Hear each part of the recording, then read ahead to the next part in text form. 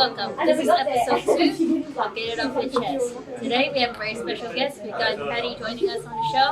Patty, how are you doing? Hey, I'm good. And yourself? Very well, thanks. So let's do a little quick introduction about Pat. I've known Pat for about 2 years now.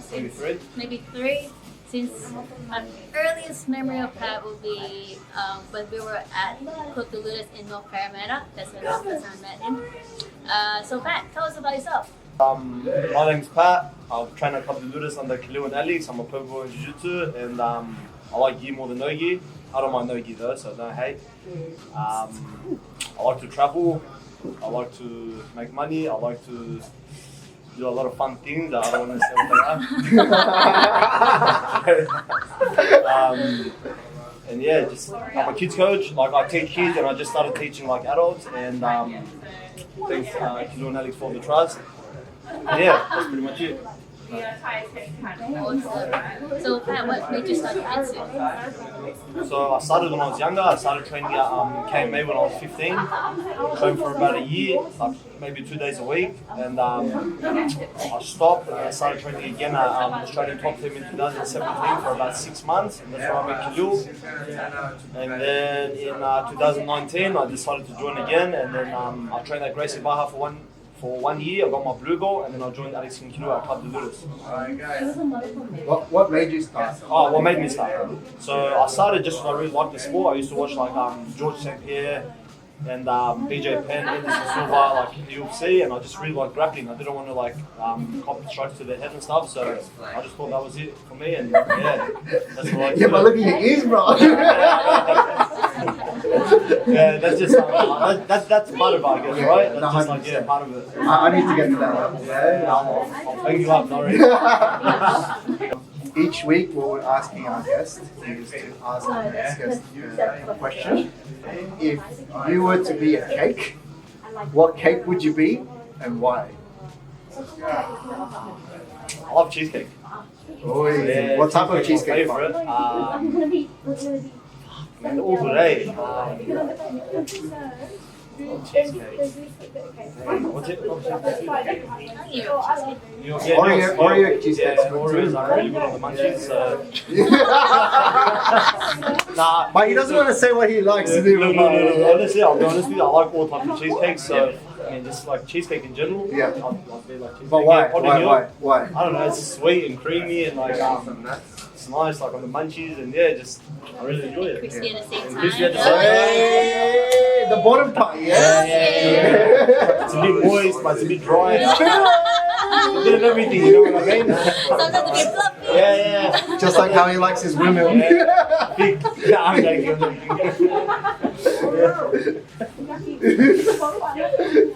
Alright, so the second question is, if you were a Ninja Turtle, which one would you be and why? Barely ever watched it. But do you know who they are? Yeah, probably in the top one, Leonardo. Yeah, Leonardo. Yeah, I like him. And I'm a purple belt as well. So. Leonardo's the blue.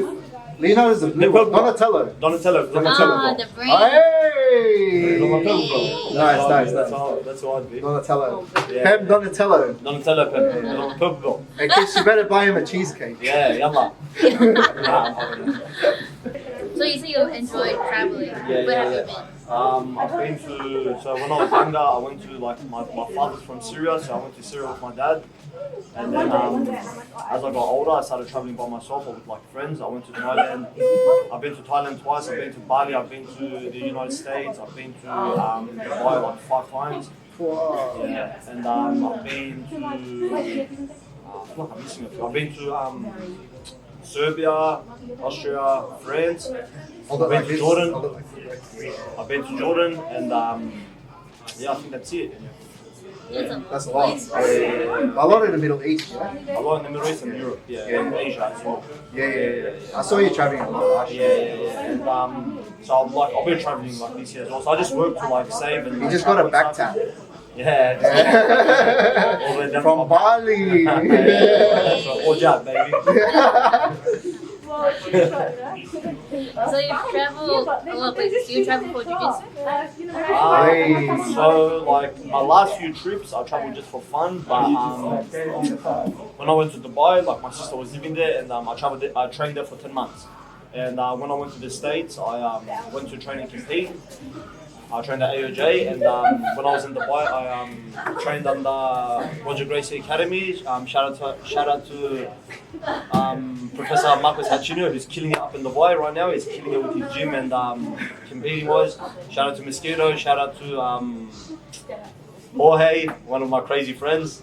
Do they have Instagram? They do. We'll tag him on the. We'll tag him. Shout out to Jorge. We travelled all together to Jordan together, and we competed, and we all won gold medals. So it was really good, and it was a crazy trip with a crazy team. And shout out to Shombi, he's one of my good friends there. Yeah, them guys made me feel so welcome, and I appreciate it so much. Also, Professor Marcus Hachino is best friends with Khalil, so that's how I know him. I saw him Khalil visited last year. Yeah. Khalil came and he gave me my 4th stripe on nice. my blue belt there. So good. That's hectic. Yeah, it was good. That's a good memory. Yeah, exactly right. So like, I was a 3-stripe blue belt for like a year or maybe even longer, like a year and a half, and then Khalil came to Dubai for a stopover, and he actually came to the gym and he gave me my 4th stripe. Yeah, memorable. Yeah, it's really good. Yeah, that's hectic. Yeah. What are your biggest key takeaways and learning from traveling for Jiu-Jitsu? Traveling, I like to just see culture. Like we're so comfortable in Australia, and we're so like unappreciated if you don't travel. You don't know what there is on the outside. But yeah, I love seeing culture. I love seeing architecture. I love just meeting new people, and I love to just get out of my comfort zone. So yeah, I like trying new food. I love food. I eat a lot. Meeting new people, training with different people, and just basic stuff like that. So it was it Abu Dhabi or Dubai? So I stayed in Dubai for 10 months, and I was traveling like all over the place. We're talking mainly about last year. So last year I was for Jiu-Jitsu, yeah. Well, I just went to like try living somewhere else. I lived somewhere else, but like just move away for a bit. Yeah. And so I went to Dubai for 10 months, and then after that I went to Bali for a month. Yeah. And then you went to Thailand too. I went to Thailand as well, but I had to come back early because I had some issues and stuff. So you didn't with Thailand while you were? No, I didn't. I just trained Jiu-Jitsu for 3 days, and I got staff. Yeah. Is that? Yeah. It's staff, but it's healed, but it's staff. Yeah.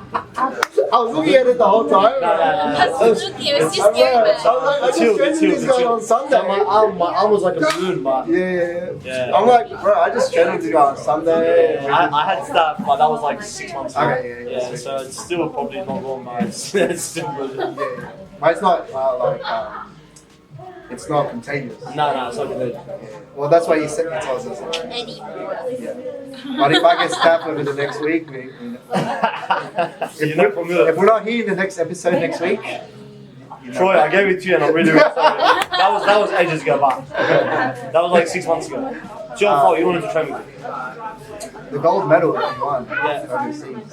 Can you tell us like about your experience with that? So we travelled to Jordan, me, Hachino, and Jorge, which is like one of our Spanish friends. So we travelled to Jordan. I was really, really sick when I arrived. So like I didn't say nothing to the boys, but when I got off the plane, I was just cold and like I was congested and I just felt like shit, and I wasn't gonna go on the trip. And then I slept through the night, whatever, and I woke up in the morning feeling like terrible. Yeah. We went weighed in, and I just didn't pound it off, didn't say nothing, slept for the whole day. And at about 2 p.m. we went to the stadium, and my first match was at about 4 p.m. and I had 3 matches and I won all 3 and I won the medal. And like it's funny because like I felt physically and mentally really good, but I just felt really ill. And I felt like defeated then. But then like my coach Junior told me something. He said, "Man, you just gotta peak for like 15 minutes, 5 minutes each match, and that's it." Yeah, that's championship mentality, bro. Reminds me of Michael Jordan and Bugatti. Yeah, that's right. That's so, and then after that, I just crashed. Like I remember waking up the day after the comp, and then Marcos told me he didn't sleep all night, or Hachino told me he didn't sleep all night because I was snoring all night from how sick I was. Poor bloke. That's sorry about that. What was it like for you to compete in America? You went to Worlds? Yeah. It was a World. It was Jiu-Jitsu court. So, what's the difference between? So it's World Masters. World Masters. World Masters. So is Worlds in a different time frame Yeah, it is. than Jiu-Jitsu class? Yeah, Oh, it okay, is. yeah. It is. Yeah. No, it's same weekend. Same weekend? Yeah, it's as, same weekend. as Yeah, sorry. adult worlds? No, Masters. World Masters, yeah, Yeah. but I'm talking about just normal adults, like the IBJJF. No, that's in June. That's in a different And, month. yeah, I think I'm pretty sure June, July. June, July. But it's Yeah. still international. Yeah, it's international. Yeah. So I actually went there with Kilo and Alex and Leo. No, me and Leo went first for a week and we sat in Costa Mesa in California. Yeah, Hated it. AOJ, bro. But we went to AOJ for a week. Shout out Mendes brothers. Shout out Mendes Bros. Yeah, we're gonna tag these. So it was really good, like it was really different, like it was like really high level, everyone was so professional, everyone was so like Who taught the class? so there's 6 a.m. Fun and Dabra, there's 7 a.m. Wow. and 8 a.m. was Guy Mendes. Wow. Yeah, So you got both of them. Yeah, I got That's both of them. And I epic. went to like a few Nogi classes with Paul Yeah. Mate, so I met them all, Wow. Yeah. But how big were the classes like? At Oh, 6 huge, a.m.? like probably like 9 people. Yeah, because we saw the new facility on Instagram. Yeah, like, yeah. In comparison to the size that we have here, like Yeah. how big is their match? Probably space? like maybe like Is it bigger, smaller? it's bigger. It's bigger. Probably like 2 thirds bigger. But it's on the platform, right? Yeah, it's on top. Yeah, So, yeah. like, probably How was that sets one? up, Was it like, scary? 300. Like, Nah, I feel like everyone's professional Yeah. then, like you know when to stop and stuff. because we saw like in the new facility like a seat or something like near the edge of the I think he went to the yeah the older I one. went to the older one, Yeah. yeah, But I'm yeah. saying like the way that they designed their facilities is pretty modern. Yeah, Modern, well, I'm like- pretty sure they get like designers in and stuff, Yeah, like yeah. what are they called? interior Interior design. design. Designers and stuff, yeah, and like they just paid really good money. Was and it they mint? just- It was mint, yeah, it Yeah. was clean. 'Cause it's it all was white, schmick, yeah? and it was all white with great floors. All and- the uniforms are white. yeah. everything like, they had like white. these concrete seats and Yeah. it was like awesome, man. Just like Yeah. Beautiful. Shit you only see Beautiful. on like Instagram. And pretty much. It was YouTube. like a dream come true going there. Like you always see on Instagram, see that massive like painting at the back and see like so many people in the class. And when you get there, it's like a slap in the face with Yeah, reality. yeah. It's not Yeah, fake, yeah. it's real. Yeah. It's really going on the other side of the world. I actually just met you at that time when you went. Oh, alright, yeah. I just started. Yeah, I'm pretty It sure. wasn't last year, it was the year before. It was 2022. 22, Yeah. Funny story about Paddy. Look at his face. Yeah, look at his, no, don't smile. Don't smile. That's- Don't smile. Look at Yeah, you no. Yeah. Hey. When I first started here, I met Paddy at the lunchtime class. It was a Friday 12 p.m. class. And his personality, I think your personality is massive, right? Like, you're confident. You're like, hey, what up, bro? Like, you know what I mean? And as a guy that grew up with like Arabs, it was I had mixed feelings about Paddy because I'm like, I know that's their like confidence and like the way that they talk and stuff, but I was kind of intimidated when I first met him. I never knew that. You never knew that, bro? I was intimidated. I was intimidated. Yeah, bro. But like, cause like I've never done jiu-jitsu in my life. Like it was my first lunchtime class. I think it was like my third week doing jiu-jitsu when I met you. Third week, and you guys were like Friday lunchtime classes are like class. It's a comp class. Yeah, it was all train hard. Yeah. I didn't know it was a comp class when I first like went in the Friday class. And Khalil told me to sit out. It was like quarter to one. He was like, oh, I think you should sit this out. I'm like, oh, okay, no worries. I started watching, and all I see is Paddy just fucking going hard. Right? But he trains hard. Like, I didn't know he trains hard normally. He goes hard. Yeah. And then this man comes up and goes, oh, what's up, bro? Like, Patrick. I know your dad. I'm like, oh, what's up, man? Like, Alice. Oh, yeah, nice to meet you, bro. Yeah. I'm always like, I always introduce myself to new white belts because like I feel bad. Like I feel like that's the hardest step. Like, so like, I always like even if there's like some young kid that comes in and he's like white boy and doesn't feel confident, I always like walk up to him and I introduce myself and I don't want him to walk in and think like, oh, look at all these hard pants we have. Yeah. But maybe I'll come across them. But I think once they get to know me, they know. Oh, bro, you took my punchline, bro. Sorry. No. It's all good. So yeah, when I first walked in, I'm like, oh is this how it is? Like, I'm gonna get if these guys are blue belt, like, I'm gonna get like, imagine like all the other higher purple belt, like, these guys are blue belt. It's a killer. First instinct, I saw you and Leo, I'm like, these guys are fucking good. One day I want to be. And I think it kind of inspired me a little bit of like that confidence and the way that you guys move, the way you guys like kind of, stood up and like, you know, carried yourself. It was amazing, bro. Yeah. And I think that kind of inspired me a bit to be like, okay, fuck, like, if I want to get that good, I need to carry myself. I need, like, these are the people like I need to look to and like hang out with. And I think you kind of probably would have remembered like those are the times I tried to like become more friends. Like, I tried to actually, like, Alan was always like, he was always commenting on my Instagram stories and stuff. He was always like, thumbs up or like, puss. And I'm like, these guys are sick. I'm like, these guys are mad. I like him. I like him. And he started competing and like, so I liked him more. Like, once he started competing, because I'm like, well, these guys are about that life. Yeah. I like that, bro. Thanks, like that, bro. Yeah. I appreciate you, brother. Yeah. No, but it's been love since day one. Which I think that's the great thing about you guys. Like, they might come across as intimidating, or you know, they might look like the way they look, like with the ears like that. Just like if you look at that face, bro, like it's lovable. It's lovable now. Like it's very, very lovable. When you first meet me, but very, very lovable now. Like I think as time went on, like a month, 2 months later, like we started saying I love you to each other. Like no care in the world. It's like it's all love. Like it was a good, like, memorable start to like the relationship. You know. Yeah, I just wanted to put that out there. Like, not in any weird way, right? No, man. No. No. It kisses me sometimes. Yeah. I think in the beginning of the video, I did mention that we met a while ago. Yeah, a couple of minutes, like probably like 2021 maybe. Around the like COVID North time. North Para. Yeah. Yeah, when I first met Pat, he was this similar experience. Like Pat is just intimidating, but he's really good on the mat. Like, wow, I love rolling with this guy, but he's fucking intimidating. Yeah. Unless it But was after learning, after knowing him a little bit more, I'm like, okay, Pat looks like that. He would smash you. He would like fuck you up. But then he's the most amazing person, the most lovable 100%. person on the mat. Yeah. Not just on the mat, like Not just even, on the mat, like on and off the mat. Yeah. More so off the mat, right? Yeah. Right. Alright, whatever happens to you guys. Take this guy out, There's a little bromance happening, man. Come on, man. You're blushing a little bit. Hey, Khalil is red. Look at him. He's blushing. Shower together after? No, I'm joking. You're on my back. You're on Khalil's back. He was in the middle. He loves it. No, I'm joking. So I'm glad that we get to do this today and we get to like unfold a little bit of this lovable side of Pat that not everybody gets to see. So I do know that one thing for sure, that you do help out at the Kaizen Foundation with the kids, the Champion Mindset workshops. Tell us a little bit more about that. Yeah, so Khalil's running an awesome thing like the Kaizen Foundation, and he like brings kids to the gym, like school kids to the gym when they're on holidays, and he teaches them about self-defense and bullying. And like every kid leaves here with something like in their pocket, in their brains. He does an awesome job. So shout out to Khalil for doing that.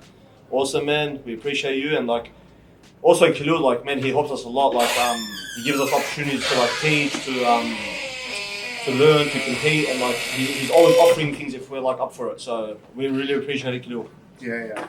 Just on Kaizen, like tell us like your involvement. So I just like help out with Khalil. Like I'm just like assistant coach, watching the kids, and like sometimes he gets me like in the deep end and like explaining to them and stuff, to the children and stuff. But like most of the time I'm just helping. At the schools or at the so just at the gym. So actually when Khalil's at the schools, I don't really do it just because like I'm busy and stuff. But every time I get the chance when kids are on the school, I come down and I help Khalil. Yeah, just on that, like I think. With Kaizen Foundation, building that as well. Like, I think it's a good thing that the club's doing for kids. One thing I've noticed as well is there's a school, I think in Pennant Hills, that they run the kids classes in, right? Like, they do a little workshop over there as well. I think 2 kids joined Club de Ludas. I never knew that. There are a few schools that I know Kaizen Foundation have delivering the programs at.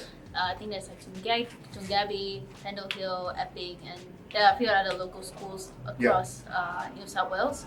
And I've been to a few of them. I did help out at a few of them, and it's really, really amazing to see the improvement in these kids from day one till the end of the program, and it's very inspiring to see the results of it. Yeah, I think when we get Khalil on, we'll probably speak more about kaizen, but the things that they do for the kids is incredible. I think it's Sumed. Is it Sumed? Khalil? Sumed, one of the kids that come from Pendle Hill. Samid? Yeah. I think I met him a couple of times, and he was telling me how his experience with Khalil and how he brought it to the school, and now like all of his mates, instead of starting trouble at school, they're all keen to do the jiu-jitsu class instead, and I think that's amazing. But we'll save that for when I think we'll save that when we have Khalil. Yeah. Because it's a big topic to talk about, right? Agree. Yeah. So what are your biggest learning as an assistant coach for kids? So with the children, with the kids, I feel like you have to be very patient. You can't get shitty with them. You can't get angry. Like Khalil talks to them when he's got to pull them up, he talks to them in a very professional way. It's not like a dad screaming at his child or talking to his child. It's like, I'm a coach, I'm a leader, I own a gym, I own a dojo. You have to respect it, and you have to come in and respect it. And I sort of learned that from Khalil. And so he's very professional with the parents and with the kids. So it's awesome to see. It's awesome to learn, because honestly, if I didn't have someone like that, I would probably just flip my shit at some of the kids or at the parents, because it's hard. People don't understand, but when there's 20 kids running around on the mat, it's really hard to control it, and it's really hard to not lose it. Yeah. So pretty much that. Yeah. Just do you see yourself becoming a coach long term? Or what do you see yourself doing in terms of jiu-jitsu? So I would love to open a gym one day, with a Club de Ludus, with the help of Khalil and Alex, and I would love to be a coach one day. I would love to be a professor, a black belt, and I would love to teach. So hopefully one day. But for now, I just want to compete all the way to black belt. So I'm legit, and I'm not just a coach that professor or teacher that just trains. I just want to have that competitor's mindset, and hopefully in the future I can be a full-time coach, and I can quit my day job, which is form work and it's hard labor, and I don't want to do that for the rest of my life. Yeah. What is a competitor mindset? So what a competitor's mindset is to never give up, to never lose faith. If you lose and if you get beat one day in the first round, or if you get subbed in the first 40 seconds, I've been through it all. I've been subbed in the first 40 seconds. I've subbed someone in the first 30 seconds, 40 seconds. I've gone home. I've gone home after the first round because I've lost. I've made it all the way to the finals and I've lost. So pretty much what it is, there's some guys that will just kill it all the way through from white to black belt. But I've never been athletic. I've never been fit in my life. Not fit, but I've never done sports, or I've never had competition in front of me. So I feel like I'm just learning. I feel like I'm on the right path, because I've competed at white belt, I've competed at blue belt, and now I'm gonna compete at purple belt. So I feel like I just need to keep going, step by step, and progress with it. Yeah. Yeah. No, I feel like it gets tougher at every belt. People say, "Oh no, it's easy." It's not, but people fall off, man. From white belt, on the weekend at grappling industries, there was 35 competitors, but purple belt there was 5. Yeah. You know what I mean? So people fall off. As much as you think people don't, they actually do. So competitors' mindset is don't fall off, keep trying, keep going for it, and it might not be your day today, it might not be your day tomorrow, but maybe in a month, maybe in a year, maybe in 10 years. You know what I mean? Yeah. Nice. Yeah, I think with that competitor's mindset, it's not just competing, right? But it's jiu-jitsu in general. Yeah. You're competing every day to just stay on track, to stay consistent, to stay motivated. I think that's the main thing, right? The motivation, why do you keep going? Yeah. Why do you do the things that you do? Yeah. Can you tell us why you do what you do, and why? For example, you touched on competing. You want that credibility to when you become black belt. But right now, why do you do what you do? So in competition, or in competition, or not just in competition, but in day-to-day stuff. Your mindset in training, your mindset in helping other people, preparing your mentality with that. Even cutting weight is sometimes tough, right? Yeah.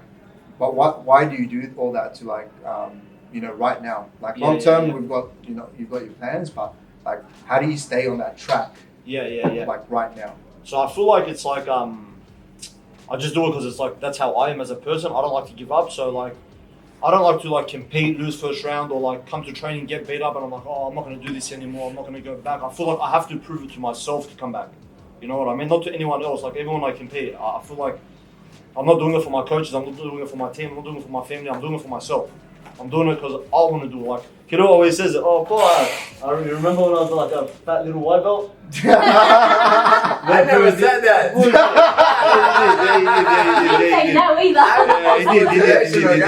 Yeah, but like I feel like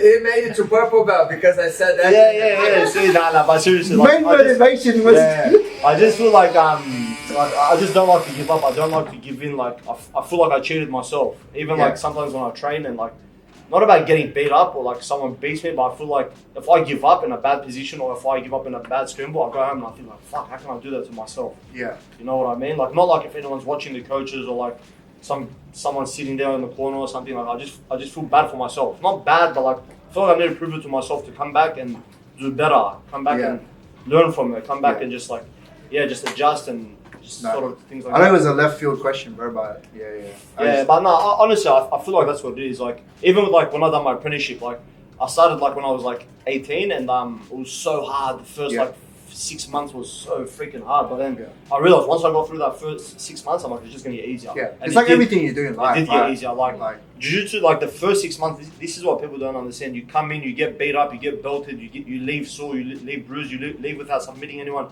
You leave with like getting submitted like 10 times by like someone like that's a little bit better than you, but then like after 6 months someone else comes in and you're the guy doing it to them. Yeah. And it just doesn't stop. Like I got my purple belt and Ben and Ricky that first day on the Monday beat me up. Like they literally like pounded me through the mat, and then like I realized I was there and I was the one getting beat up too. Yeah. You remember, right? Like, I do remember. Alex literally just walked up to me like before class, which is so weird, and he's like to me, "Boah, put your gear on." And I'm like, "What's wrong with this guy? Like, why is he acting like that?" And he had a purple one. I'm like, "Oh shit." And then Ben and Ricky, like when they walked in, they seen that I had like my purple on. It's like they had fire in their eyes, and they just beat me up for an hour and a half. Yeah. Initiation. Yeah, that's right.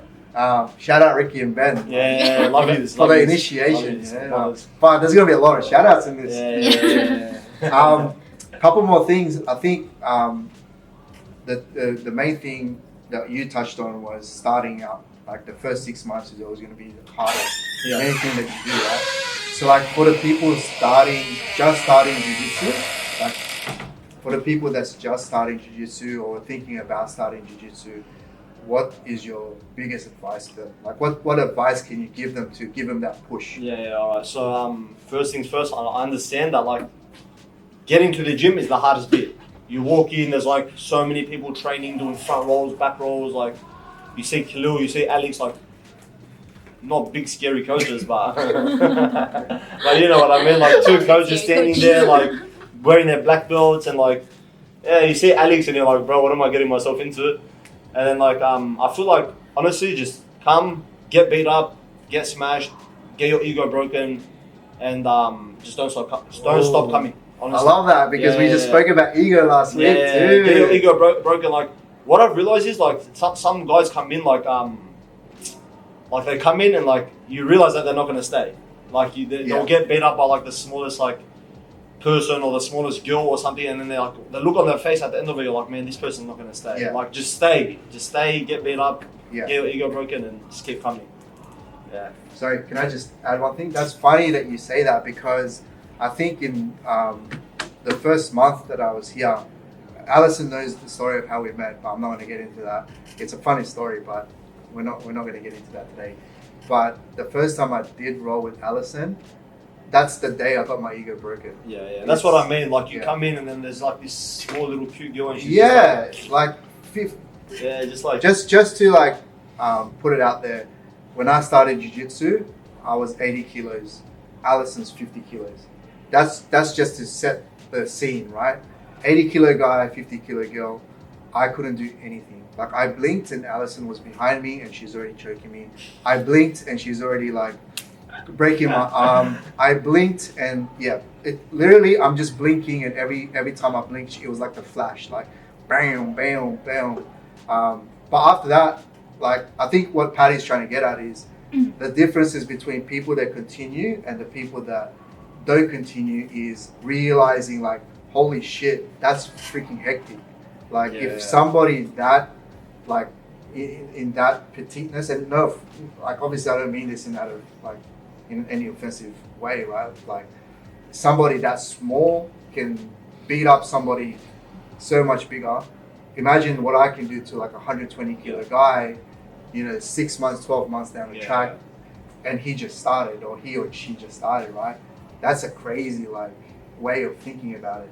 And I think the people that don't continue on with jiu-jitsu, they're the ones that instantly go, no, fuck this, like I'm embarrassed. Yeah, exactly right. Like I can't believe in front of everybody, like this little girl just like beat me up, kill me, like Hulk and Loki. You know what I mean?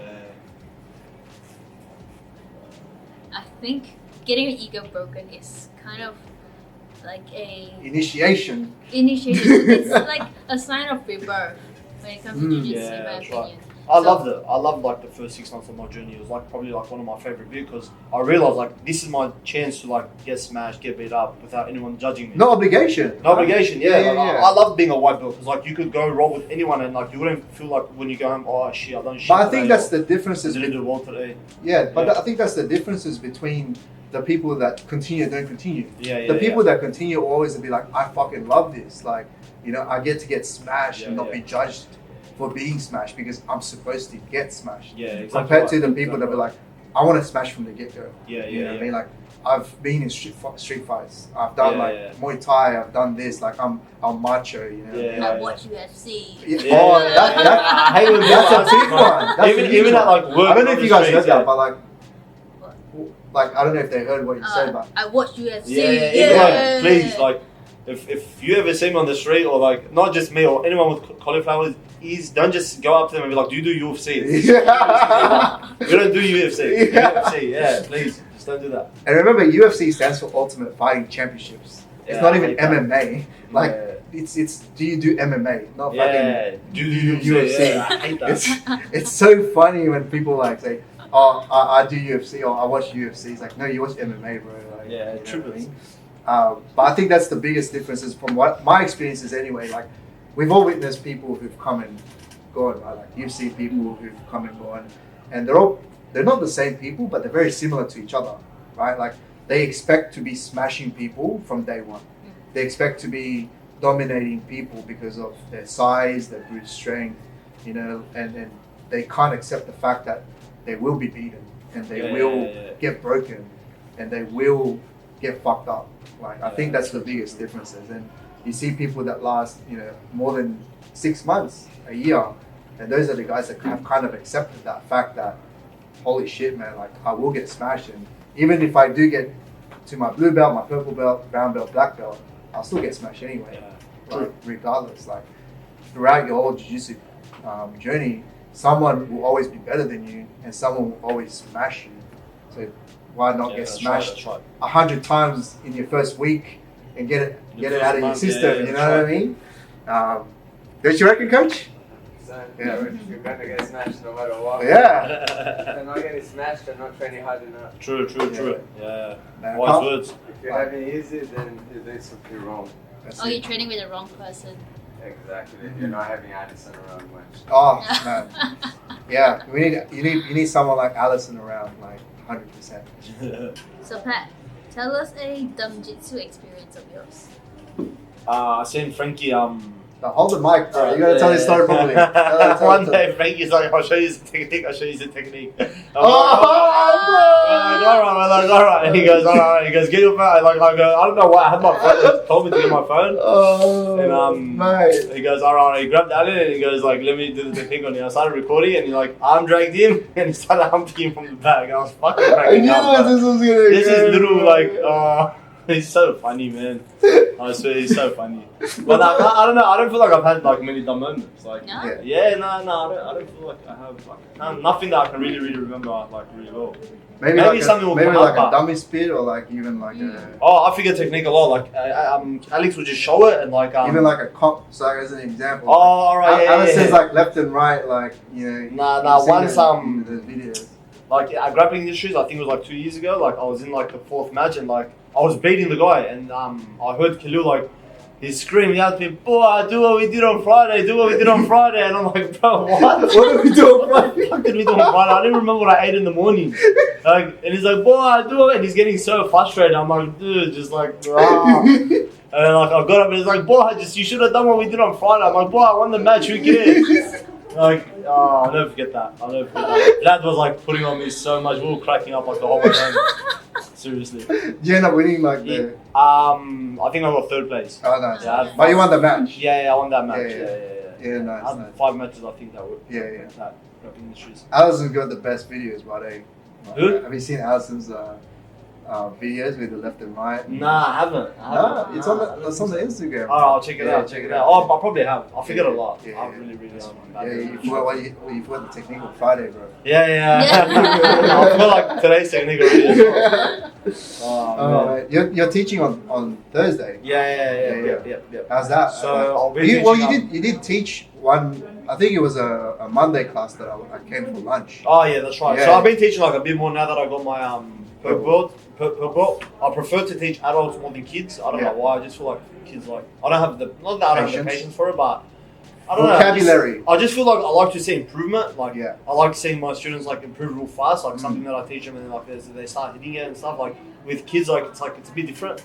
It's like you got to teach them the basics first, how to front roll, back roll, Gotcha. before.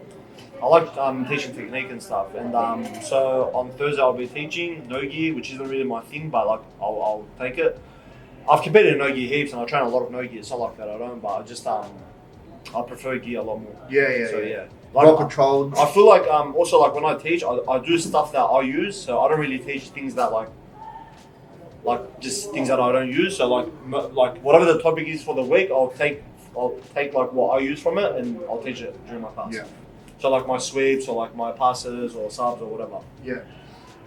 This is gonna cause a little bit of a debate, and I love these debates. But Yeah. I love like hearing people's sides and perspectives on this. But in like the modern jiu-jitsu world, we see a lot of no-gi. Right? We see Gordon Ryan, we see all like Craig Jones, all of these guys like the B team guys. All the mainstream jiu-jitsu guys now, they're more no-gi based grapplers, right? I think the last time that, Time and Dalpa is probably like the biggest Top gi guy. gi player right now, with Nicholas Murigali as well, right? Murigali's one of my favorites as well. But why do you prefer gi over no-gi? Like, what's the main reason why you prefer it? So I actually think that people don't have the patience to learn gi. Like I feel like they get stuck with the groups, and then they're like, yeah, fuck this, we're not doing it anymore. We're gonna pick no gi. Like you need patience. Every group is a move. Every group is like a piece of the chessboard. Like you move forward or backwards or whatever, like sideways or whatever. I just feel like people these days just don't have the patience. They come in, they feel like they can use it on the streets more. Like straight out, like when you start jiu-jitsu, like you're not thinking of like you think, oh, what will work on the streets, what will not work on the street. You're not thinking about competition here. You're not thinking about like other things, self-defense. You're thinking about like the streets most of the time. And I just feel like a lot of like white belts and new people just don't have the patience to learn the grips. That's why they go with no-gi.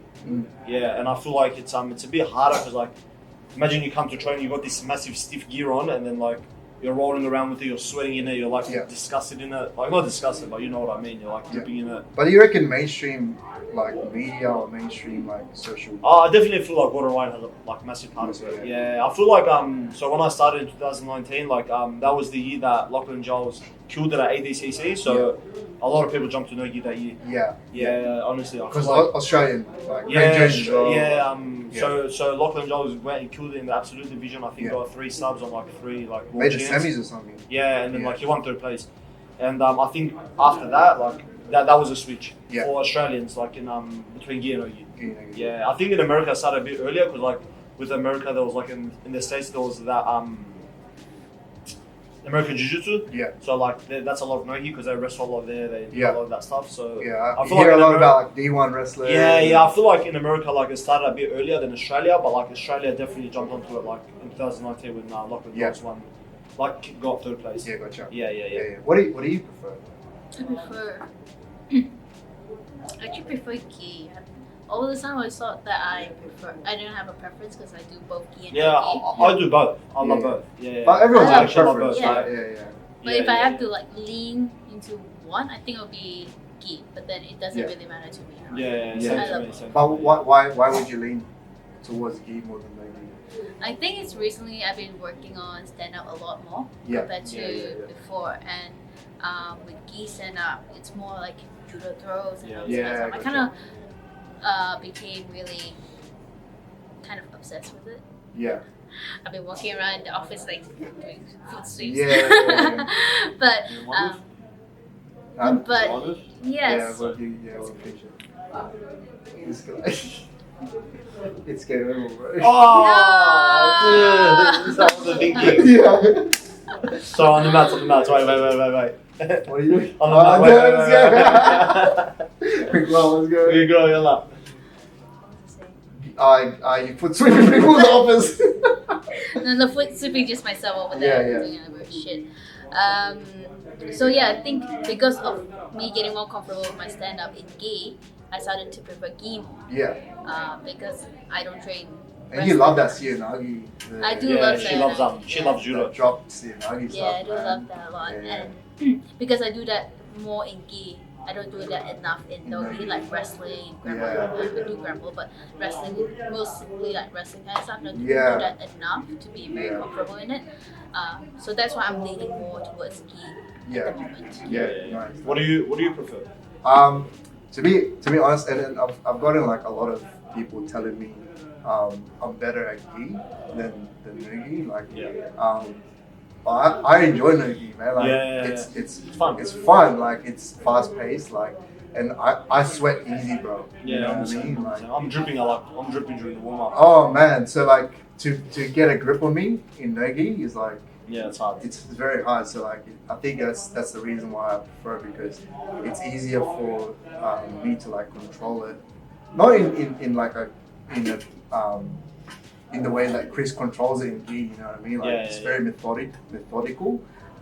Mine's more like I get to escape positions easier. Yeah, It's like scramble out. Like if I'm in a bad position because of my sweatiness and like just the way that they can't control you as much in no-gi, I can escape that better. Yeah. Like as a white belt, like right now, like I feel like I've got more chances of catching people out in no-gi than I do in gi. I feel like I have a better chance of being able to be in a better position in no-gi than in gi. Like obviously as time goes by, probably change. Like you guys are both purple belts right now.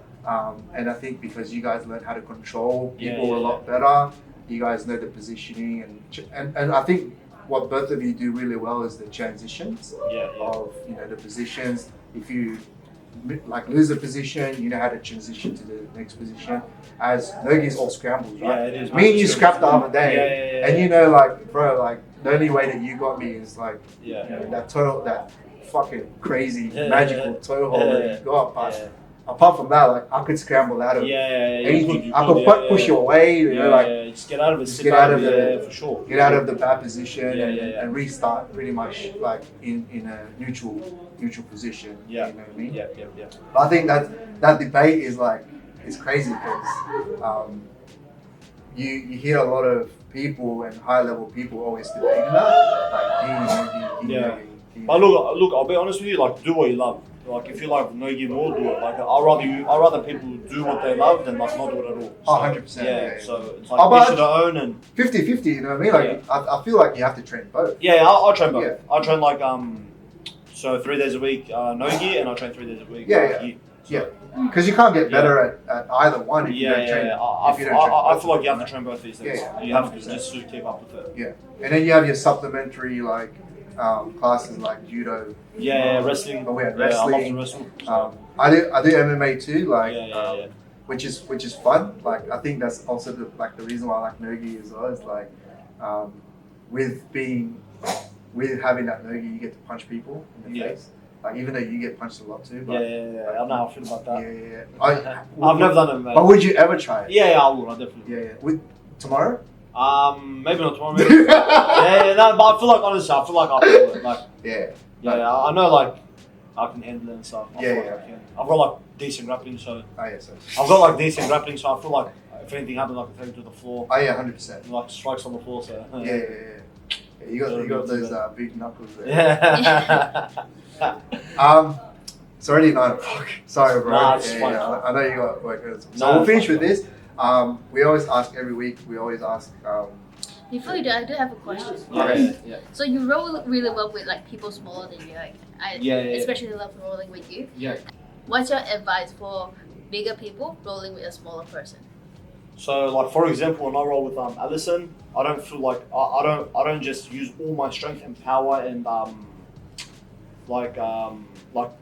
strength to like as technique, like as like part of the role. I actually like dim it down to like her level, like of strength and power, not of like thing. But because like for example, like when I roll Alison and I dim my strength and strength to her level, her technique's way better than mine.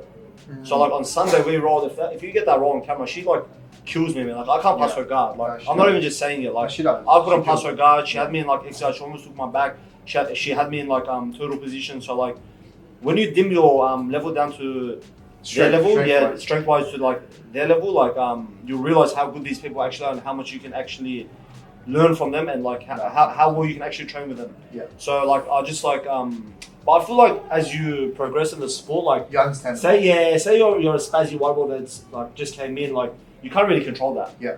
So I feel like as you get better, as you train with more people, you realize like how you should train with them. Like when I come into train, like I pick and choose my training partners. Like I trained hard tonight. I went with like Tilal, Vlad, like Sophia. Didn't have a round with you guys, like, but you guys are really tough. But like I had a round with like all like purple and blue belts. Like just because like I'm competing soon, but like you realize like some days I come in, I just pick like the kids to roll with like Max or like I don't know who else, like Monica.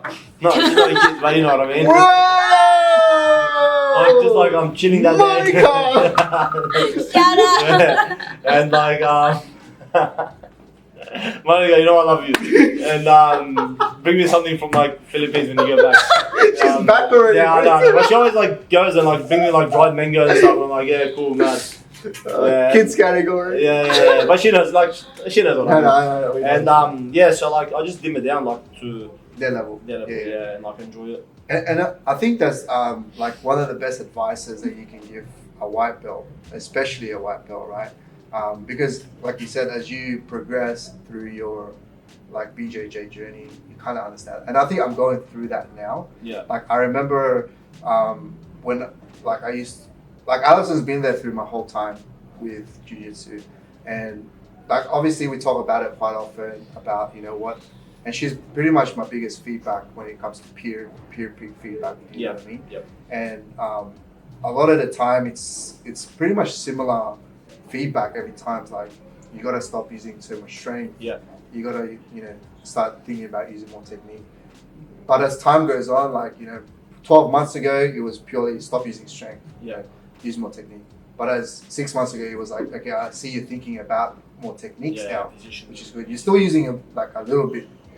Like too much strength, but at least you're starting to think about positioning and technique, and hopefully in another 6 months time, like we can get to that level where, she's like, okay, cool, like we're not using strength anymore, we're using all technique now. We're actually in that level where I understand completely like how to roll with certain people. And I think that's the biggest thing is matching your strength with their strength, because strength will always be like a man's dominant thing in comparison to someone smaller than them, or even a woman's dominant thing for someone they're bigger than, right?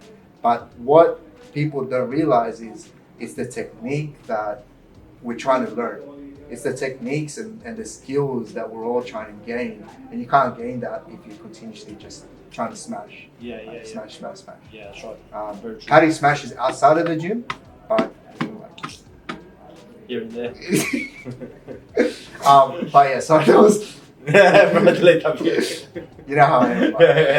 Like, but that's what I'm thankful for, because like throughout the whole time, if I didn't have Alison like being there for me to like provide that feedback, I don't think I'd have that wake up call of, oh shit, I need to think about technique more. I feel like you always like take advice from people. Like sometimes like a white belt will give me advice, and I'm like, if it's good advice, I'll take it. Yeah. Like I won't look at him and be like, shut the fuck up. Yeah. Like if like you told me something on the mat and like it actually makes sense, I'll actually take that advice. And I'll be like, yeah, thank you. Like I've got no ego with like learning from someone that's levels below me, not levels below me, but like a lower rank than me.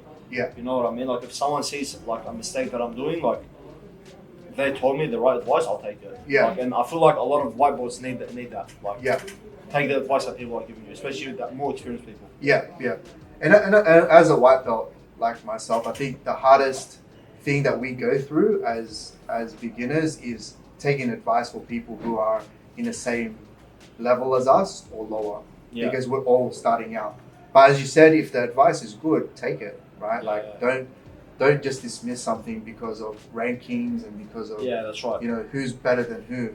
It doesn't matter who's better than who. If the advice is good and the feedback is good, you got to put that ego aside and be like, okay, shit, like that actually makes sense. Like, that actually, to me, that would be something that I need to really think about, because that's the only way we all get better, right? Like, the only way we all get better is if we take advice from somebody else. Like, we do it every day. We take advice from Khalil. We take advice from Alex, from what they're teaching us. Yeah, true. And you know, I'm just glad, and I say this a lot, but in this gym, like the people that we have in this gym is like the best for someone's growth. Like, there's no ego in this gym. Like you hardly see anybody just wanting to just smash. Like people don't care about being smashed as long as they're learning something. And I think that's like the trend that we're finding. Like we've only had 2 conversations with you know, last week and this week, but it seems like the trend is ego. You know, like in Jiu-Jitsu, it's a lot of there's a lot of ego part based. of it. It's part of it. Yeah. Because like think about it, like if you compete and like you have like no, like if you have like no ego, you'll be tapping before the submission's on. You'll be like giving up position before the people like your competitor like gets on into that position. But like you can't give it up. It's not ego, but like Jiu-Jitsu, there's a fine line between like people that have ego and like people that have like a different mindset. Like they're not here to just like, oh, I got my back taken here to choke me. Like, you know what I mean? Like there's a fine line. Like there's you have to like give in a bit of a fight. Like, you know what I mean? You can't just like give up real easy just because like you're in a bad position or just because like you're stuck somewhere. It's not ego. That's not ego. You're trying to work for yourself. You're trying to work to be better. You're trying to work to progress. Yeah. I think ego is the opposite of that. Ego is you should tap, but you're not tapping. That's ego. Yeah, that's what I mean. Like when you've got your arm cranked and like the guy's gonna break and you're not tapping. That's ego. That's ego. 100%. That's ego. Yeah, that's definitely ego. But like, or like when you're in a full lock position. But that's ego. So tap. Yeah. But the opposite side of what you're saying is that's like right. You need a bit of like ego in a way where you're not tapping too early. Or giving up. Giving up too early. Yeah. You're actually trying to find your limit. That's right. Like find where your max ceiling is to not break. Yeah, that's right. Yeah. Where it is. Right? Like I think we've all tested that. Like how far can I go without falling asleep? Or how far can I go without having my arm broken or shoulder broken, right? But we never go past that point where I'm not going to tap at all. Like, you know, break my arm, I don't give a fuck, right? Yeah, like doing jiu-jitsu, like you're gonna get injuries. Like, oh, bro, my knee just popped. Like, I think like I fractured my foot like twice. Like I've dislocated my collarbone. Like my finger's broken. My fingers, like this one's stuffed. Like this one's stuffed, and like I've done my AC joint. Unless you're Alison, like, she's just bendy. She's like, bendy. So yeah, like that's part of the game. So you're gonna give up your body doing this sport. Yeah. I think when it comes to injuries, when it comes to training, I think about longevity of you being on a mat. If you love the sport so much, why are you risking it? I think that's a very important question to ask yourself. Like, is it worth getting injured on the mats because you didn't want to tap to someone, or is the longevity of you keep doing what you love more important than the injury? I think that's very important for you to think about. Some injuries is unavoidable. Like some injuries are accidental. Some injuries like it's very oh shit, it happened, but it's not because of someone's fault. You might have just had your knee in like the wrong position. But I think what Alison's trying to get at is don't put yourself in a position where you are going to get injured and you're doing it because of your ego. I think you got to think about when we talk about longevity. I think I heard this from Leo actually. Shout out to Leo. Maybe Frank. Roll like you're 50, so you can roll till you're 50. That's actually that makes sense. But I feel like you also don't want to preserve your body. Like you don't want to be too soft, like as well. I swear that makes sense. Like I understand it, but like you also don't want to preserve your body. Like we're not mummies. We're gonna get wrapped up. Like, I'll break every bone in my body and I won't give a fuck. I promise you. But that's not ego. That's not ego, but that's just what we call built different. Yeah. We call that. I promise you, bro. I've done everything. Pat's just built different. Right? Like, you don't want to preserve your body. Like, I don't know. That's just how I feel. How'd you get cauliflower ears, by the way? So I was just training hard for 2000 and I think it was 20. I've done subversion. 2020 I've done subversion, and like Alex and Kilo offered me to do subversion. I was like really skinny then. I was 70 kilos, and they offered me a fight and in no-gi, and I was just training like twice a day, like 5 days a week, and I was training like on Saturdays as well. And I started off like really, really small. I started off like a little bump in my ear. It just got bigger and bigger and bigger. And did you ever like needle it out? Yeah, I think Alex drained it like 10 times. Oh shit. Yeah, so both that's how it sides? looks now. Nah, just this side. Oh, just that side. Yeah, so that's how it looks now. But Alex drained it like 10 times, and like he's so casual with it. We'll just grab a needle and he's like, boy, let me get my glasses. And bro, he's done it for 100 people. Yeah. We'll just stick a needle in your ear. We'll get like some Dettol wipes, and that's it. Like it's done. But yeah, I think like that's it now. It's pretty hard. So if you don't have a feel, I think it's cool. Did you want to do the last part? You want me to do the last part? You can do the last part. So just to wrap it up, I think thank you, Pat. Like I know it's still fun. I actually like doing it. I was really nervous, but I feel like I felt really comfortable with you guys, and it was good. Like you guys are my friends, like training partners. Yeah. And like I think we feel honoured like to have you. Thank you. Like obviously, it's not easy to give up your time, especially like your personal time. So like we thank you, bro. Like and especially after training as well. Yeah, no, it's all good. Yeah, like your body's bruised, beat up. Like so every week for the following guest the week after, what we ask our guests is to ask them a question that they'd like answered, that they'd like to ask the next guest. So whoever's on next week, if you could pick one animal from the wild, what would it be? And why? Oi. I'd be a grizzly bear. Oi, grizzly Why? bear. Apex predator. Oh, I would actually be a wolf. Yeah, wolves are. But like wolves, like so they're packs. Like, are you gonna be like the bitch wolf or like the leader wolf? That's the thing with the wolf. Nah, lone wolf, bro. Oh, okay. Big black wolf. You're a quokka. No, apparently I look like a quokka, but my spirit animal is a fucking wolf. Yeah, alright. I feel like I relate to it. Okay. Fuck you. What would you be, Alison? I think I want to be a shark. Yeah, that's my favorite animal. Yeah. I love that they can dislocate their joint in Yeah, that's my favorite bigger animal. than what they can fit in their mouth. Yeah. Food wise. I just feel like it's a lonely life, like swimming that. Unless you're finding Nemo. You got that little fish on your under your Yeah, finger. true.